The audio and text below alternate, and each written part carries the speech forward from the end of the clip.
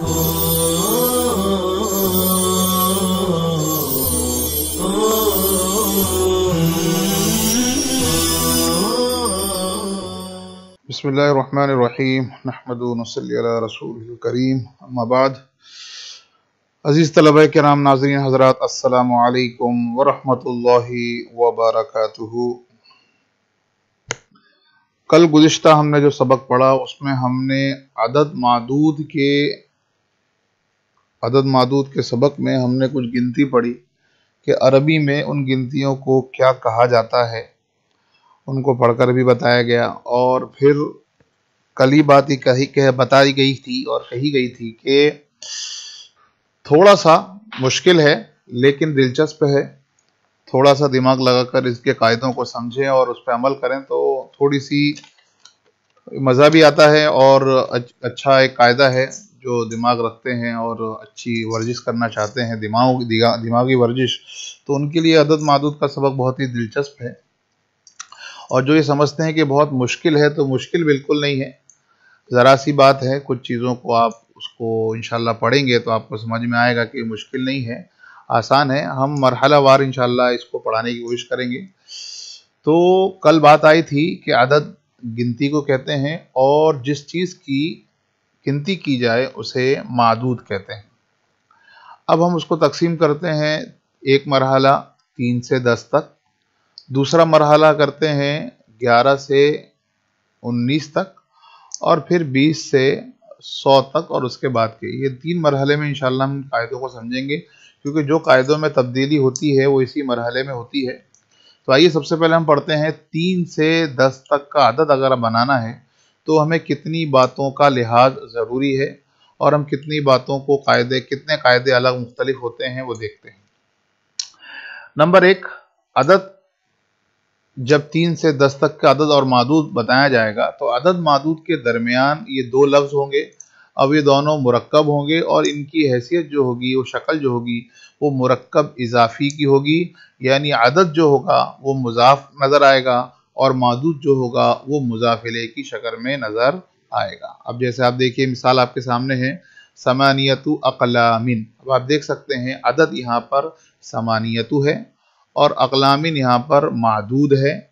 और आप बादी नज़र में ज़ाहिरी एतबार से भी आप देख सकते हैं कि ये दिखने के एतबार से ये मुरक्कब इजाफ़ी की शक्ल नज़र आ रही है, इसलिए कि इसका जो पहला हिस्सा है समानियतु, उस पर आप देख सकते हैं तनवीन नहीं आ रही है, और जो दूसरा हिस्सा है मादूद अक़लामिन मुज़ाफ़ इलैह बन रहा है, क्योंकि वहाँ पर जर आ रहा है।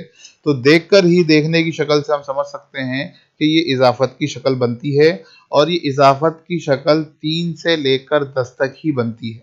कल भी बात आई थी कि 1 नंबर और 2 नंबर, और ये इसके लिए अदद का इस्तेमाल बहुत कम होता है, और जब होता है तो उसके अपने मकसद और मतालिब होते हैं।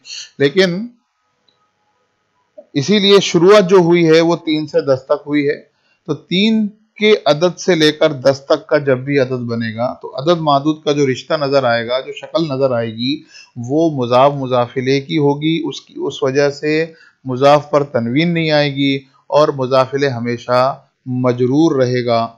तो ये एक बात हुई कि सबसे पहले अदद और मादूद ये 2 लफ्ज़ हैं, इन दोनों के अंदर जो चीज़ को बनाया जाएगा, तरकीबी हैसियत दी जाएगी, तो मुज़ाफ इलैह की हैसियत होगी। हाँ, आप उसको अदद मादूद बोल सकते हैं, वो तमीज़ बोल सकते हैं, क्योंकि मादूद के बाद तमीज़ आती है, अदद के बाद तमीज़ आती है, और आप कह सकते हैं तमीज़ यहाँ पर मजरूर है। लेकिन बहरहाल पहली चीज़ जो हमें लिहाज रखनी है, हमारे ध्यानों में होना चाहिए कि अदद और मादूद जब 3 से 10 तक का बना रहे हों तो फिर अदद और मादूद में जो तरकीबी हैसियत होगी वो मुज़ाफ इलैह की शक्ल होगी, जिसमें अदद मुज़ाफ होगा और मादूद मुज़ाफ इलैह होगा। अब आते हैं दूसरी बात की तरफ कि दूसरा कौन सा कायदा या दूसरी कौन सी चीज़ हमें मलहूज रखनी है। वो है तज़कीर और तानीस में 3 से 10 तक दोनों अदद मादूद एक दूसरे के हमेशा मुखालिफ होंगे। ये एक छोटा सा मरहला है जो बहुत से लोग इसमें थोड़े परेशान से हो जाते हैं।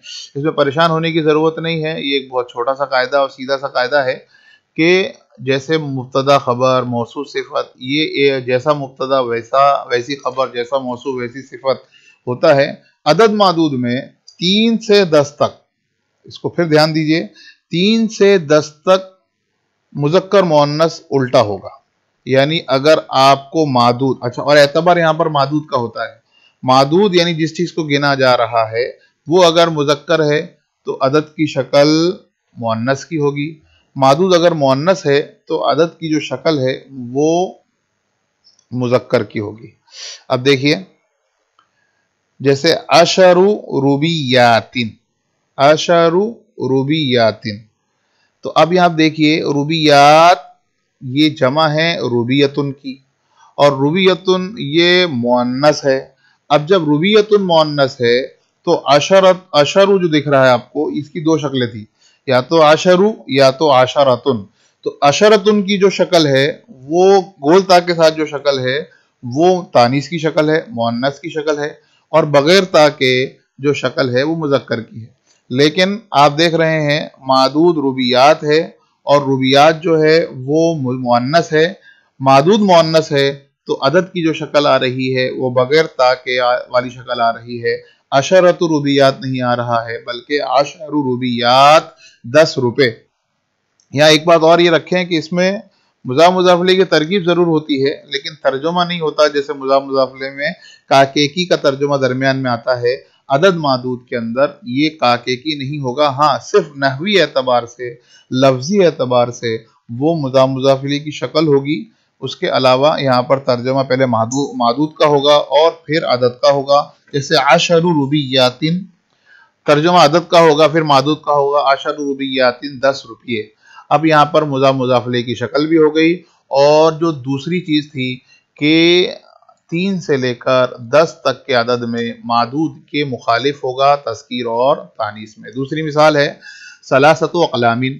اب یہاں پہ ثلاثۃن کی 2 شکلیں ہیں، ایک ہے ثلاثن اور ایک ہے ثلاثۃن، گولتا کے ساتھ اور بغیر گولتا کے. تو اگر گولتا کے ساتھ میں ہے تو وہ اس کی مؤنث کی علامت ہے، اور اگر بغیر تا کے ہے تو مذکر کی علامت ہے. لیکن قاعدہ یہ ہے کہ معدود مذکر ہے تو عدد مؤنث ہوگا، معدود مؤنث ہے تو عدد مذکر ہوگا. یہاں پر اقلام یہ قلم کی جمع ہے.